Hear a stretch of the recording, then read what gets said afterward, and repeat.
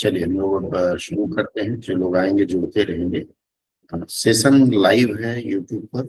अगर आप लोगों में से किसी का छूट जाता है तो आप प्रयास करेंगे। यूट्यूब का जो भाषा शिक्षण डॉट ऑफिशियल नाम से चैनल है, वहां जा करके देख सकते हैं इसको। कोई क्वेरी होगी तो फिर उसके लिए तो हम लोग हैं ही।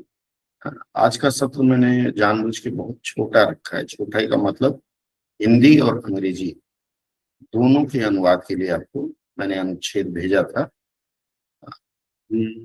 चूंकि लीगल ट्रांसलेशन अपने आप में एक अलग ही स्किल है। होता क्या है, लीगल के नाम से हम लोग पहले ही डर जाते हैं। कानूनी पचड़े में कौन पढ़ना चाहे।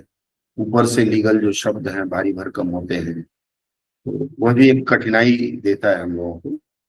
लेकिन आज का जब सत्र आप पूरा कर लेंगे ना, तो मुझे लगता है कि 90% लोगों की आशंकाएं खत्म हो जाएंगी कि लीगल ट्रांसलेशन बहुत कठिन है। शुरुआत एक पैसेज स्क्रीन शेयर कर रहा हूँ, दिख रहा है ना? बताइएगा नहीं दिख रहा होगा तो। जी सर, दिख रहा है। दिख रहा है, वेरी गुड। देखिए पैसेज मैं पढ़ूं या आप में से कोई पढ़ के बताएगा कि पैसेज ठीक ठाक है कि नहीं। On the other hand, the view is also expressed that the translation of law should not be a literal translation but based on sense for sense translation। ठीक है, यह पहले आ चुका है। लीगल ट्रांसलेशन पेपर 2 में किसी परीक्षा में आया था, मुझे लगता है पटना हाई कोर्ट का ही आता। आप में से किसी ने किया हो तो आप शुरू कर सकते हैं, या फिर एक आध मिनट लेना चाहें तो एक आध मिनट का सोचने का समय ले सकते हैं, जैसे उचित लगे बताएं। इसका नहीं किया जो आप दिए छोटा वाला, उसका किया। हाँ सर, कुछ अलग ना पैसेज। ओ सॉरी, ये होमवर्क वाला खुल गया। Sorry sorry, extremely sorry.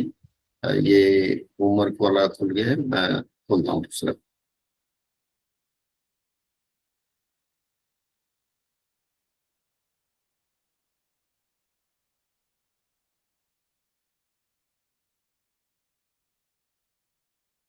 एक मिनट, ये आपका होमवर्क जो मैंने दिया था वही खुल गया है।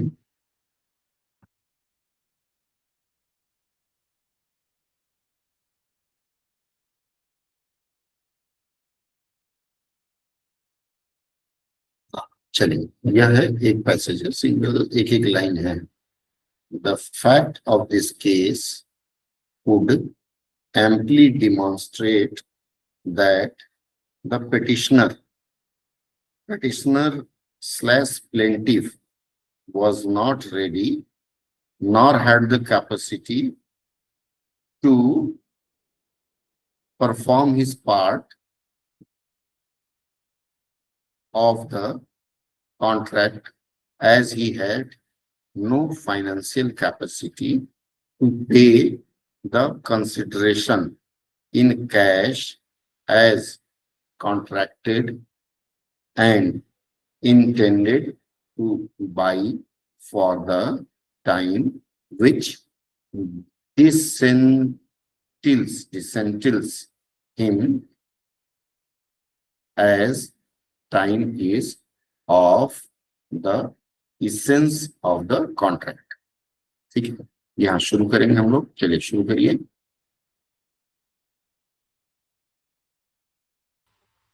बताइए सर। जी बोलिए, मैं टाइप करके चलता हूँ साथ ही साथ। हो सकता है सर गलत भी हो। कोई बात नहीं। देखिए, यह सत्र हम लोग अभ्यास के लिए ले रहे हैं, तो अभ्यास सत्र में तो गलती होनी ही है। अगर गलती अभ्यास सत्र में करेंगे तो परीक्षा में नहीं होगा, यह मान के चलेंगे आप लोग। ठीक है, चलिए। इस केस इस केस क्यों?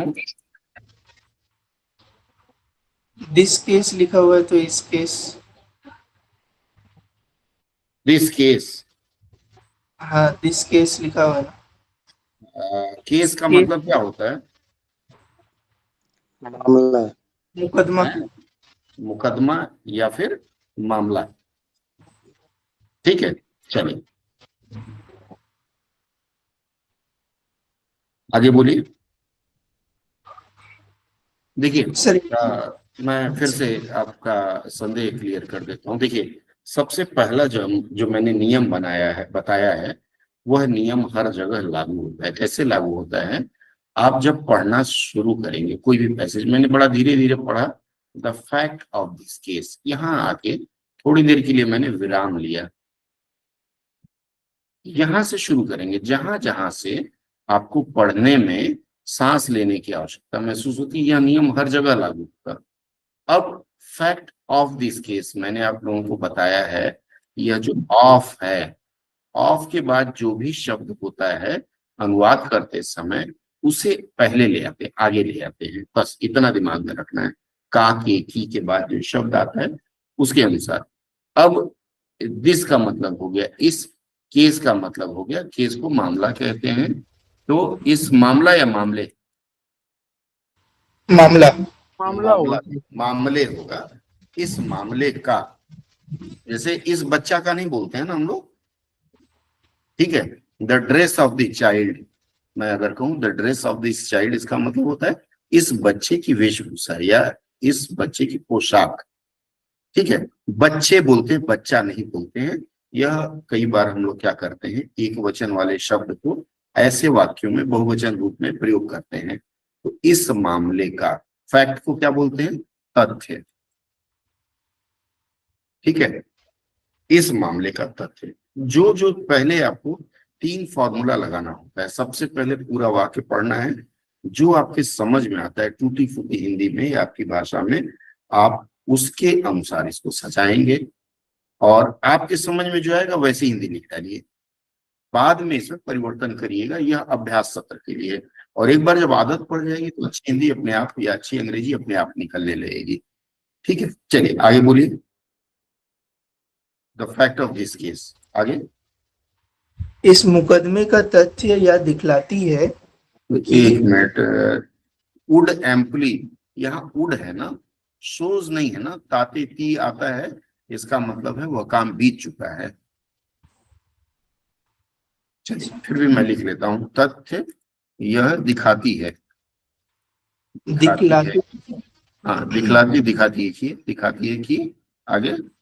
याचिकर्ता याचिकर्ता या याचिका करता, याचिकाकर्ता याचिका करता, हाँ आगे। याचिकाकर्ता पिटिशनर, तैयार नहीं थे। याचिकाकर्ता वाज नॉट रेडी, तैयार नहीं था। तैयार नहीं थे। थे नहीं होगा क्योंकि पिटिशनर्स नहीं है ना। ठीक हाँ है, था, तो तैयार नहीं एक था। वचन, तैयार नहीं था। अगला वाक्य, हाँ, वाज नॉट रेडी। नॉर, देखिए नेदर और नॉर का प्रयोग आप लोगों ने पढ़ा है। नेदर जी सर। क्या होगा जी उसका? सर। हाँ, और तैयार और नहीं, न और न तो, इसके बाद आप ये भी लिख सकते हैं, ना ही तो, दोनों प्रयोग कर सकते हैं। ठीक है, ना ही तो लिखना और है, जरूरी है। ना ना ही ही तो लिखना, हाँ ना ही तो लिखना जरूरी रहता है। The the capacity to perform his part of the contract, ना उन्हें ही अपने अनुबंध उससे, पार्ट ऑफ हिज है ना, पार्ट ऑफ, अनुबंध उन्हें के, अपने हिस्से का अनुबंध अनुबंध के, पार्ट क्या है, पार्ट ऑफ हिज पार्ट, उसे इस अपने, पार्ट। उसे, उसे अपने उन्हें या अपने, जो भी लिख सकते हैं, अपने अपने हिस्से के, हिस्से हाँ हिस्से के अपने अनुबंध करने की क्षमता नहीं। हिस्से के अनुबंध हो गया, क्या नहीं थी, क्षमता नहीं थी। परफॉर्म है, परफॉर्म है ना, अनुबंध परफॉर्म करना क्या होगा, अनुबंध को पूरा निष्पादन या पालन। करने की। ठीक है, ना ही तो उसे अपने अनुबंध करने को पूरा करने की क्षमता थी। अब उसे जो शब्द है इसको हमको बदलना पड़ेगा, यहाँ क्या होना चाहिए, उसमें, उस उसमें। ठीक है, शब्द के अनुसार या वाक्य के संदर्भ के अनुसार वाक्य में थोड़ा सा परिवर्तन कर देते हैं लोग। उसमें अपने हिस्से के अनुबंध को पूरा करने की क्षमता थी। हो गया। एज, अगला एज के बाद क्या होगा? क्योंकि। हाँ, क्योंकि he had no financial capacity to pay the consideration in cash. क्योंकि उसके पास नहीं, उसमें वित्तीय क्षमता वित्तीय क्षमता नहीं। नहीं। इसकी जगह पे एक आसान शब्द लिख सकते हैं, भुगतान करने की क्षमता नहीं थी। जी सर। क्षमता नहीं थी। किस में भुगतान करने की क्षमता नहीं थी? कैश में ना। तो क्या होगा? नकद भुगतान। नकद, कैश का मतलब मार्जिन है, नकद होता है। नकद भुगतान करने की क्षमता नहीं थी। आगे, अनुबंध के मुताबिक financial capacity to pay the consideration in cash as contracted.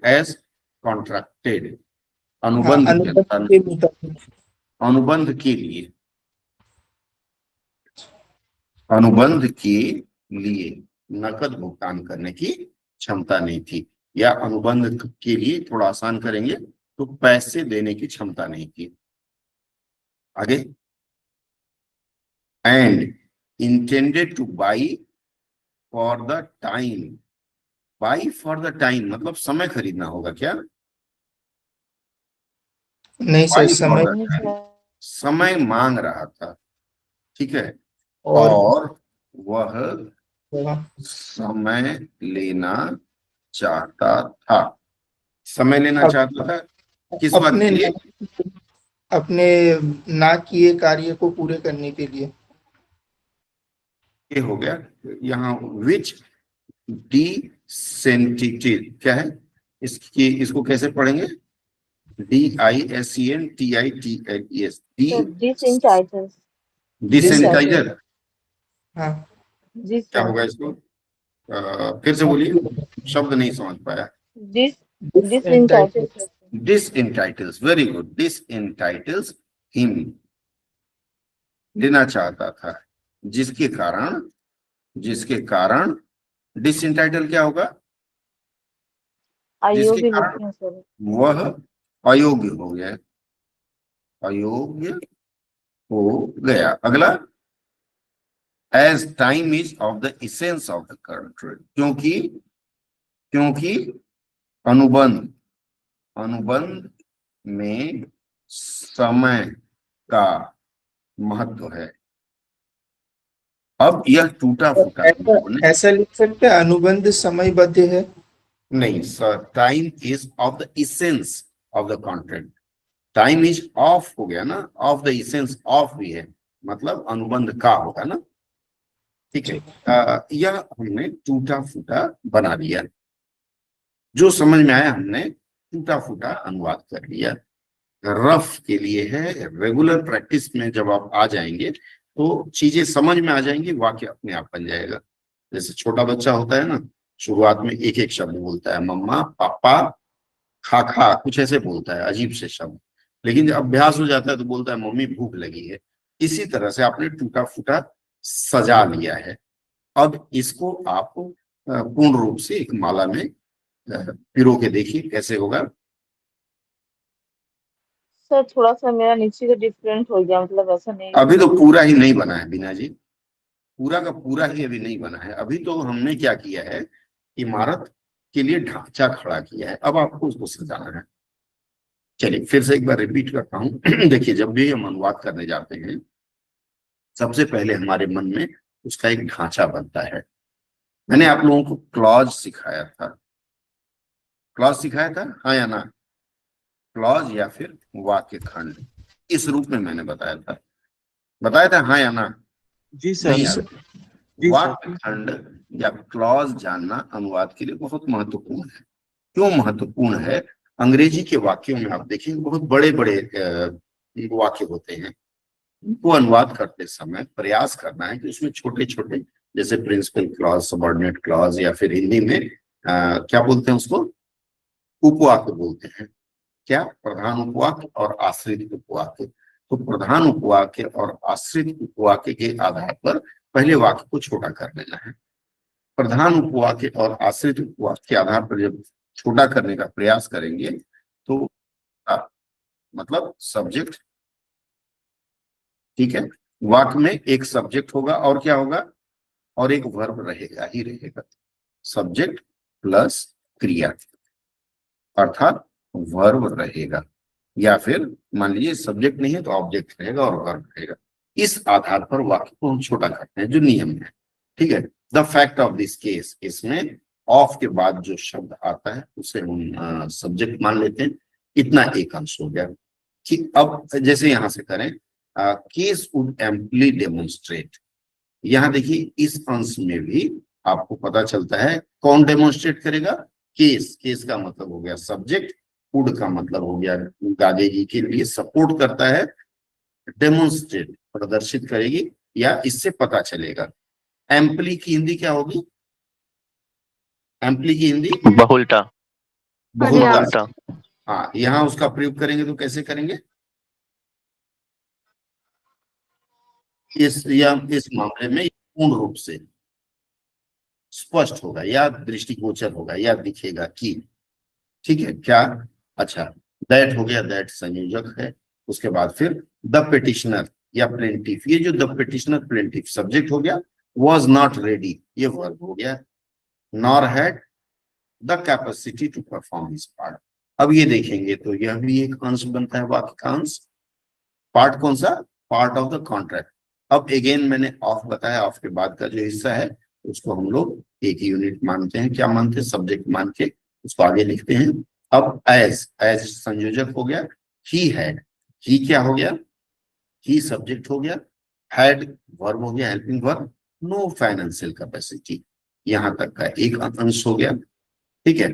To pay the consideration in cash, to pay verb हो गया, ठीक है। टू पे वर्ब हो गया, ये ऑब्जेक्ट हो गया इन कैश, यहां तक ये हो गया एज। अब देखिए जैसे बड़े बड़े वाक्यों को छोटा छोटा मतलब क्लॉज में परिवर्तित करके आप इस तरह से अगर उसे करते हैं तो आपका अनुवाद करना आसान हो जाएगा। यहां तक जो मैंने बताया स्पष्ट हुआ? हाँ या ना? जी सर। ठीक है, जो लोग YouTube पे जुड़े हुए हैं, यदि ऐसे लोग चाहें तो वाक्य को लिख सकते हैं, लिख करके अपने से करने का अभ्यास कर सकते हैं। बहुत सारे हमारे मित्र जुड़ नहीं पाए हैं, ठीक है। अब यह जो आपको टूटा फूटा मैंने ढांचा बना के दिया, इसको पढ़ करके लिखना नहीं है, मैं बता रहा हूं, पढ़ करके एक सुंदर सा वाक्य रिप्रोड्यूस कर पाएंगे क्या? बताइए। पढ़ करके सुंदर सा वाक्य, लिखना नहीं है, बोलिए। चलिए अर्जित आप बोले, कोई भी सर, जो, हाँ बोलिए। हाँ, इस मामले का तथ्य यह हम्म, स्पष्ट रूप से दिखाती है कि याचिकाकर्ता तैयार नहीं थे। नहीं नहीं, ये गड़बड़ा गया। तथ्य जो शब्द है यह क्या है? पुल्लिंग है, तो तथ्य दिखाता है लिखेंगे। यह दिखाती की जगह दिखाता है। आपको मैंने दर्शाते सर, लिखा दर्शाता। एक एक सर मिनट, तथ्य के संग दर्शाना सर। दर्शाता भी चलेगा। एक मिनट रुक जाइए। अरिजीत जी, मैंने आपको बोला कि सोचना नहीं है, आपके मन में सीधा सीधा जो भाव आए वही तो अनुवाद है। फिर से प्रयास करेंगे। सर, इस मामले का तथ्य या पूर्ण रूप वो एम्प्लाई के लिए पूर्ण रूप होगा ना? अरे छोड़िए ना, आपको मैंने साधारण ढंग में समझाना है किसी को। अच्छा। मान लीजिए वासिम जी को आप बताएंगे कि ये जो अंग्रेजी में लिखा हुआ है उसका मतलब क्या है। जो जो लिखा हुआ है उसी को पढ़ देंगे सर, थोड़ा थोड़ा सही करते नहीं, हुए। मैं Right. बताता हूँ, ठीक है। नेक्स्ट कोई और बोल रहा था, बीना जी बोल रही थी, जी सर। बोलिए। सर, इस मामले के तथ्य से पूर्ण रूप से पता चलता है कि याचिकाकर्ता अनुबंध की उसके हिस्से के निष्पादन के लिए तैयार नहीं थी, या या निष्पादन के इतना तैयार करने की उसमें इतना क्षमता नहीं कठिन थी। बोलेंगे तो हमको ही समझ नहीं आएगा। लिखने के लिए ठीक है, मैंने कहा बताना है, और कौन बताएगा? सर मैं बोलूं? हाँ बोलिए। सर, इस मामले का तथ्य ये दिखाता है कि याचिकाकर्ता ना तो तैयार था और ना ही अपने अनुबंध को पूरा करने का क्षमता उसके पास था, क्योंकि मतलब उसमें नेहा थोड़ा सा मिस हुआ है। ठीक है, ना तो तैयार था, किसके लिए तैयार था वो आगे आएगा ना हिंदी में। याचिकाकर्ता ना तो तैयार था। किसके लिए?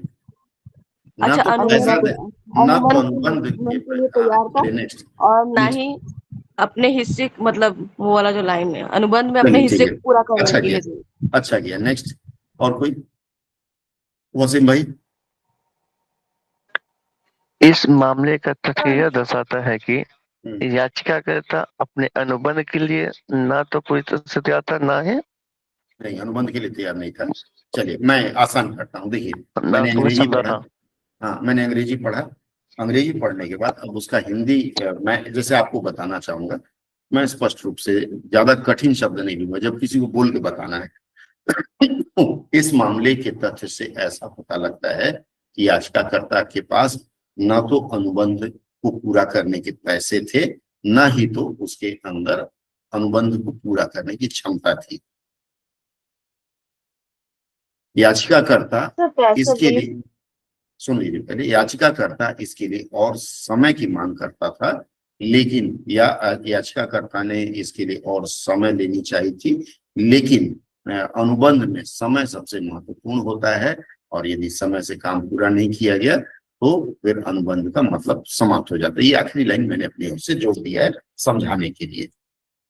मैंने अभी जो बोला है आपको उसी के अनुरूप यह जो वाक्य हम लोगों ने किया है आपको सजा लेना है। बोलिए बीना जी, अब आप क्या बोल रही थी? सर मैं बोल रही थी जैसे कि ना ही उसके पास पैसे थे ना ही उसके पास क्षमता थी। बात एक ही हो गया ना सर, पैसा नहीं थी या क्षमता नहीं थी, दोनों लाइन किसकी तो क्षमता सेम ही नहीं, है। किसकी क्षमता नहीं थी?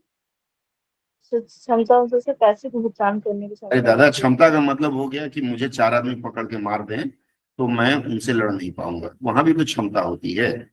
और मैं कुर्सी पे बैठ गया हूँ, किसी की क्षमता नहीं कि मुझे ऐसे उठा सके क्योंकि मेरा वजन 350 किलो है। आपको क्षमता से पहले वह शब्द लाना पड़ेगा ना, किसकी क्षमता नहीं थी उसके अंदर, तो अनुबंध को पूरा करने की क्षमता नहीं थी, इस तरह से लिखेंगे। अभी एक छोटा सा टास्क, हाँ बोलिए बोलिए। सर मैंने किया है हाँ बोलिए बोलिए इस ज्योति बोलिए।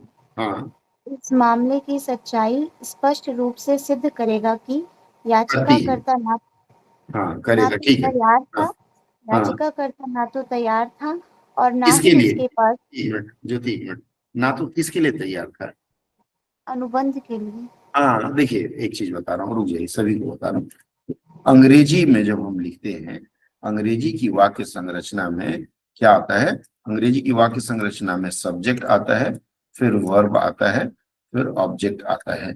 लेकिन जब हम हिंदी में अनुवाद करना शुरू करेंगे तो सब्जेक्ट लेंगे, फिर ऑब्जेक्ट लेंगे, फिर वर्ब लेंगे। अब जैसे मान लीजिए सब्जेक्ट कौन हो गया? याचिकाकर्ता।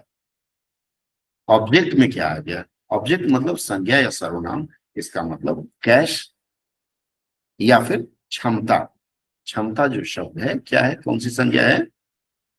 बहुवचक संज्ञा में आ जाएगा।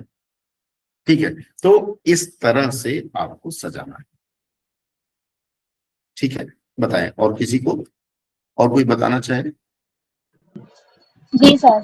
सर स्टार्टिंग से जहाँ जैसे इसमें वुड दिया हुआ है तो वो तो हाँ प्रोबेबिलिटी दिखाता है, तो इसको इस तरह से हाँ लिख सकते हैं, इस मामले हाँ, का कारण अत्यधिक प्रदर्शन करना हो सकता है कि नहीं, आशु जी, याचिकाकर्ता के पास। आशु जी एक मिनट, आशु जी, अत्यधिक प्रदर्शन क्यों होगा? एम्पली, एम्पली का मतलब यहाँ आप ये लिख सकते हैं पूर्णतः स्पष्ट होता है, तो पूर्णतः लिखने की जरूरत नहीं है, इस मामले से स्पष्ट होता है या इस मामले से यह स्पष्ट होगा, दोनों आप लिख सकते हैं। ठीक है, चलिए आगे जी बोलिए, आगे। जी सर, कि याचिकाकर्ता के पास हम्म ना तो अनुबंध को पूरा करने की क्षमता थी, मतलब वो हम्म, ना तो अनुबंध को पूरा करने के लिए तैयार था और ना ही उसके पास क्षमता थी, इस तरह से। ठीक है, हाँ ठीक है। अच्छा मैं इसको छोड़ दूं, आप लोग सजा के लिखेंगे, मुझे लिख के देंगे या मैं ही करके दूं? जी सर मेरा एक क्वेश्चन है बस हाँ कि बोलिए। स्टार्टिंग का एक लाइन में जो था the fact of this case, तो आप लिखिए इस मामले का तथ्य, पर वही चीज यहाँ पे आया he is part of the contract, फिर उसको उल्टा नहीं किया, आप लिखिए अपने हिस्से का अनुबंध, वहां पे अनुबंध का अपने हिस्से नहीं किए, ये चीज लिखा तो है, देखो उसने अपने हिस्से के अनुबंध लिखा तो हूँ। नहीं, जैसे वो मैं उल्टा गया ना, इस मामले का तथ्य, पहले मामला आया फिर तथ्य गया, इसमें हाँ डायरेक्ट आया, मतलब अपने हिस्से के अनुबंध ऐसे गया। हाँ तो तो मेरा ठीक है। हाँ क्या, मैं समझा नहीं प्रश्न। मेरा मतलब बस ये है कि उसमें जैसे इस मामले का तथ्य उल्टा हो जा रहा है, तो इसमें हाँ, अनुबंध के अपने हिस्से क्यों नहीं हो सकता ऐसा? अपने अनुबंध, हिस्से के अनुबंध लिख सकते हैं। सर उसने अनुबंध अपने के हिस्से, अपने हिस्से, ये नहीं उल्टा। नहीं नहीं, अनुबंध के अपने हिस्से। आपको मैं कहूँ चाय के अपने हिस्से या अपने हिस्से की चाय? हाँ, अपने चाय हिस्से की की, तो, अपने हिस्से की चाय होगा ना, हाँ बस वही अनुबंध है। ठीक है, ठीक है सर। इसको मैंने ग्रुप में आपको भेज दिया है, हाँ, रीअरेंज के लिए। आप लोग क्या करेंगे, इसको करके हमारे जो टेलीग्राम वाला समूह है उसमें आप लोग भेज देंगे। ठीक है, कर पाएंगे? कौन सा फ्री फायर में सर? ना जी, फ्री फायर में नहीं, आप लोगों का ऑफलाइन और ऑनलाइन दो ग्रुप है ना, तो मैंने दोनों ग्रुप में भेज दिया है इसको। आप नहीं है उसमें वसीम जी? जी सर, है सर, है, सभी में बस, है। हाँ पहुंच गया है। चलिए अब हम अगला बात करते हैं, हिंदी टू इंग्लिश। मैंने बताया था एक स्नैप टेस्ट ले रहा हूं मैं, ये एक तरह का स्नैप टेस्ट हो गया आपके लिए कि आप कितना तैयार हैं। ठीक है, यहाँ से आपको, जैसे मैंने अभी होमवर्क भी भेज दिया है, सवेरे 6:30 बजे मैंने एक पीडीएफ भेजा है, और इसी तरह से उसमें फॉर्म्स बने हुए हैं। आप चाहें तो कॉपी में लिख करके करेंगे, या फिर आप उसे वैसे उतार के उसी में करके रखेंगे, कल उस पर चर्चा करेंगे। चलिए अब हम चलते हैं हिंदी टू इंग्लिश के अनुवाद में। जो लोग यूट्यूब पर जुड़े हुए हैं उनको भी हम छेद दे दूंगा, प्रयास कर सकते हैं, बाद में हमें टेलीग्राम पे या व्हाट्सएप पे जहां आपको लगता है भेज सकते हैं। चलिए, इसके अतिरिक्त जैसा कि उच्च न्यायालय द्वारा उल्लेख किया गया है, प्रथम इत्तिला रिपोर्ट विश्व शब्दकोश नहीं है, इसमें घटना के समस्त ब्यौरे अंतर्विष्ट हों। चलिए बताएं इसका। अपार्ट फ्रॉम इट, एक मिनट, अपार्ट फ्रॉम दिस लिखिए, अच्छा apart from this, apart from this common, आगे फॉर एग्जाम, जैसा कि मेरे को फॉर एग्जाम्पल लगा। नहीं, जैसा कि के लिए एज का प्रयोग करते हैं, एज। हाई कोर्ट, आगे high court, court has explained, एक has explained that first information report, उसको एफआईआर लिखते हैं, आगे first information report is not a world dictionary, विश्व शब्दकोश का मेरे को यही समझ में आया, और थोड़ा सा और दिमाग पे जोर लगाइए। is not a world dictionary, word dictionary तो है, एक और शब्द होता है उसको, थेरासस या थेसारर कुछ बोलते हैं, क्या बोलते हैं उसको, कोई बताएगा? हाँ ठीक, थेरासस बोलते हैं उसको। ठीक है, THESAURUS, THE, इसको लिखते हैं THESAURUS, थेरासस, इसको भी आप लिख सकते हैं। कुछ समझ में आए तो विकिपीडिया लिख लीजिए। चलिए आगे, in which in which every details of the event, every details of the Details. event event are is included, is, ठीक यही है, समझ बहुत में सुंदर। अरे बहुत अच्छा समझ में आया। नेहा ने बहुत इम्प्रूव किया है, क्योंकि नेहा ने जब शुरुआत किया था तो बहुत तोड़ तोड़ के करती थी, और आज की तारीख में अगर नेहा का इतना बढ़िया हो रहा है तो इसका मतलब आप समझ सकते हैं कि कितना बढ़िया कर रही होगी। रईस जी, आप ऑनलाइन नहीं जुड़े, यूट्यूब पे जुड़े हैं सीधे। रईस जी को ऑनलाइन है जी, यूट्यूब में भी हैं आप, दो जगह तो से यूट्यूब आप में सर पहले लिंक हाँ। उस पे गया था तो हमें लगा कि आप उसी पे लाइव हैं, तो नहीं फिर देखो। नहीं, चलिए वो तो उनके लिए है जो मेरे साथ डायरेक्ट नहीं जुड़े हुए हैं, ऐसे मित्रों के लिए था। चलिए apart from this as high court has explain, यहाँ तक बहुत बढ़िया है, किसी को आपत्ति हो तो बताएं। सर यहाँ पे मोर ओवर यूज कर So, सकते हैं? besides it, एक मिनट, एक एक करके शिखा बोलो। सर यहाँ पे मोर ओवर यूज कर सकते हैं? कहाँ करोगी? तो अपार्ट फ्रॉम दिस की जगह मोर ओवर। वेरी, बहुत सुंदर, बहुत सुंदर, मोर ओवर। तो और as mentioned by the high court. हाँ, इसकी जगह क्या करोगी? As mentioned by the high court. चलो मैं तुम्हारा अलग से लिख ही देता हूँ। Moreover as mentioned by the high court. By the high court. Very good, बहुत सुंदर, आगे बोलो।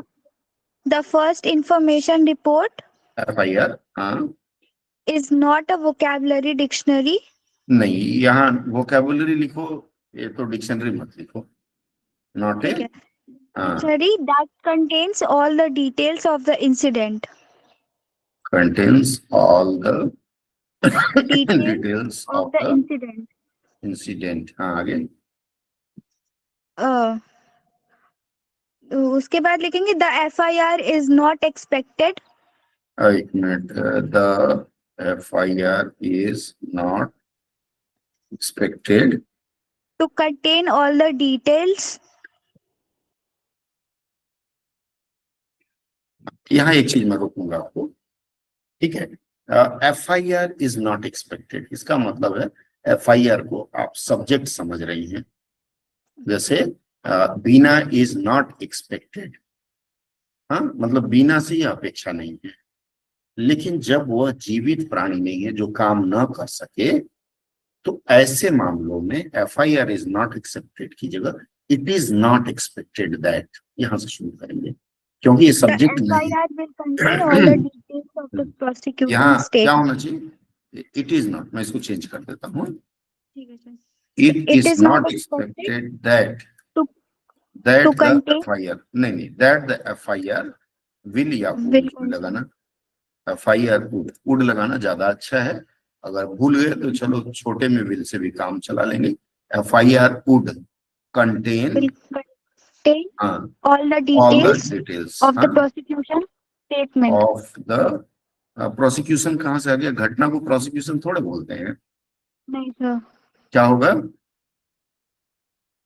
Of the incident. Of the incident. Incident, हाँ ठीक है। Event एक चीज, नहीं होता। हाँ एक चीज मैं आप लोगों को बताऊंगा। देखिए, आप लोगों को पेपर 1 के लिए नरेशन और वॉइस क्यों पढ़ने के लिए कहा जाता है? अगर नरेशन एंड वॉइस पढ़ते हैं, उसका अर्थ है कि जब हम सेंटेंस फॉर्मेशन करेंगे तो उसमें उसका हम लोग सही ढंग से उपयोग कर सकें। ठीक है। नेहा ने यहाँ कुछ छोड़ दिया था, मैंने बाद में बताया नहीं। प्रथम इत्तिला रिपोर्ट 2 बार आया है, ठीक है। नेहा तुमने यहाँ छोड़ दिया था। चलिए, ये शिक्षा ने भी बहुत अच्छा किया, लगभग अच्छा किया है। और कोई बताएगा? यहाँ ये छोटा है, अभियोजन पक्ष कथन के डिटेल्स ऑफ द अभियोजन पक्ष कथन। इसको क्या लिखेंगे? अभियोजन को क्या लिखते हैं? अभियोजन पक्ष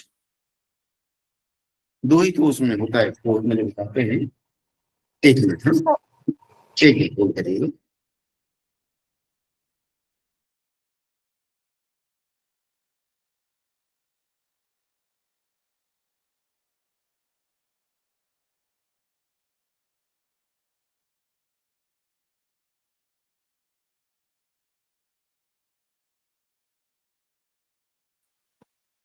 ठीक है ना? तो अभियोजन को क्या कहते हैं? अभियोजन को हिंदी में क्या कहते हैं बताइए? सर उसी को गूगल में देखे थे तो प्रोसिक्यूशन। अभियोजन, प्रोसिक्यूशन केस। अभियोजन मतलब प्रोसिक्यूशन। यस सर, इसीलिए लिखा है। पक्ष कथन को अभियोजन का, एफिडेविट। और पक्ष कथन को एफिडेविट। एफिडेविट। तो आपने अपने वाक्य में प्रयोग किया है क्या? हाँ सर, मैंने लिखा है उसको। लिखा है, बोला है क्या? नहीं तो सर आप अलग अलग सेंटेंस कर दिए ना, तो मैं पहले का सेंटेंस का बताई और सेकंड बताने वाली थी। चलो ठीक है, very good. In the affidavit contain FIR would contain all the details of the incident। कहाँ है FIR? आगे अभियोजन पक्ष कथन के समस्त ब्यौरे अंतर्विष्ट। क्या होगा? कहाँ लिखेंगे? यहाँ कहाँ लिखेंगे बताओ?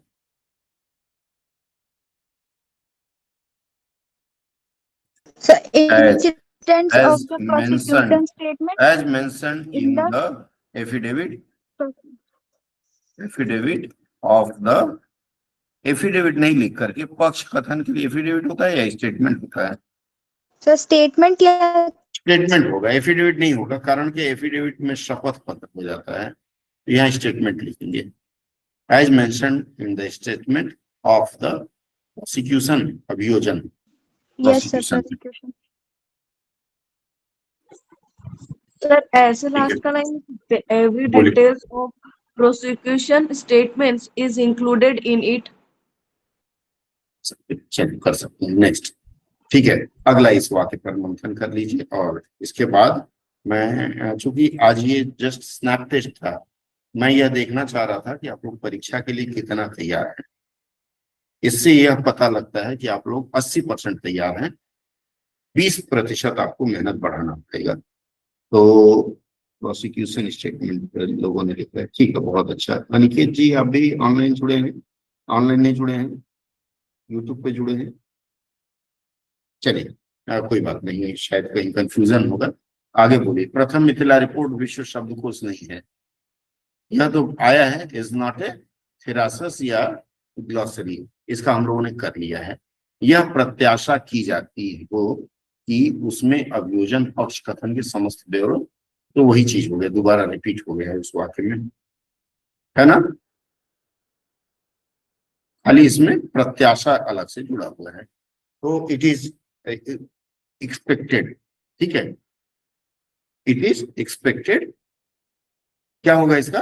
प्रत्याशा की जाती हो, क्या होगा? सिर्फ इतने का आपको बता दीजिए, जिसे प्रत्याशा की जाती है। इट इज एक्सपेक्टेड ही होगा सर। अच्छा, की जाती हो और किया जाता है, दोनों में अंतर नहीं है? It is expected as, it would expect it is expected, it would be expected, it will be expected and it is will be. ये वन लाइनर का टेस्ट दे दे रहा हूँ, प्रत्याशा की जाती हो। और अगला 5 देता हूँ, चौथा वाला होगा sir, it is to be expected, it is it to would be. be expected it is to be expected. और कोई? तो मुझे वाला वो होगा लग सर। रहा है it would be expected ये होगा इसमें, इट वुड बी एक्सपेक्टेड होगा। प्रत्याशा की जाती हो मतलब यह है कि आप उसमें सुनिश्चित नहीं है, प्रत्याशा की जाएगी या की जाती है, नहीं लिखा है ना, की जाती हो, इट में बी। आप थोड़ा बहुत इसको भी चला सकते हैं, लेकिन मे और उड में यदि उड है तो उड को हम प्राथमिकता देंगे, ठीक है। अभी तक की चर्चा में किसी को कोई डाउट या किसी को कोई शक हुआ हो तो बताएं।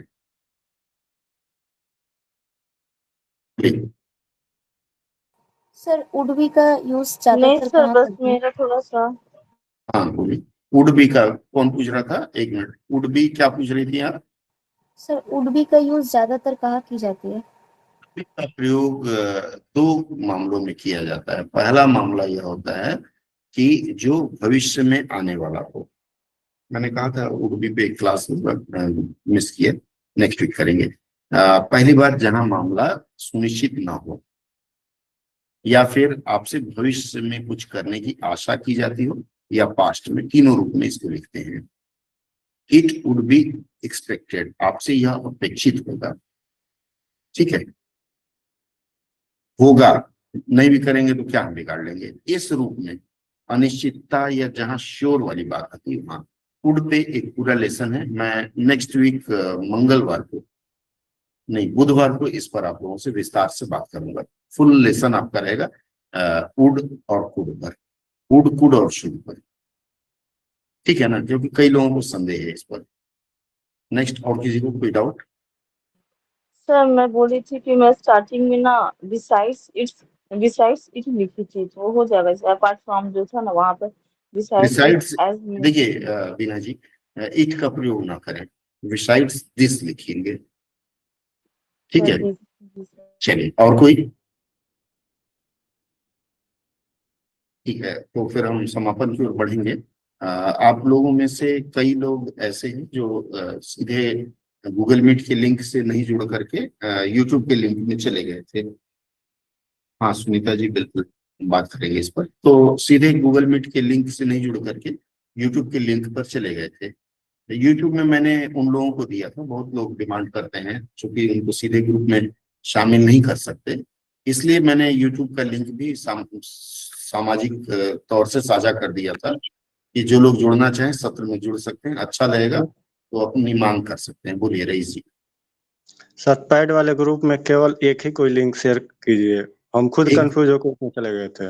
नहीं, उसमें 2024 में आप ज्वाइन किए हैं ना, हाँ तो 2024 में मैं नहीं दिया था, 2023 वाले में दिया था। 2023 की एक्टिविटीज अब बंद हो गई हैं। सर, इतना ठीक है। ग्रुप है, कंफ्यूज जाते हैं किसमें जुड़ना है, जिसमें देख नहीं लेते हैं नहीं, उसमें। 23 आप छोड़ दीजिए। आप में से जो लोग 24 में जुड़ गए वो लोग 23 छोड़ दीजिए।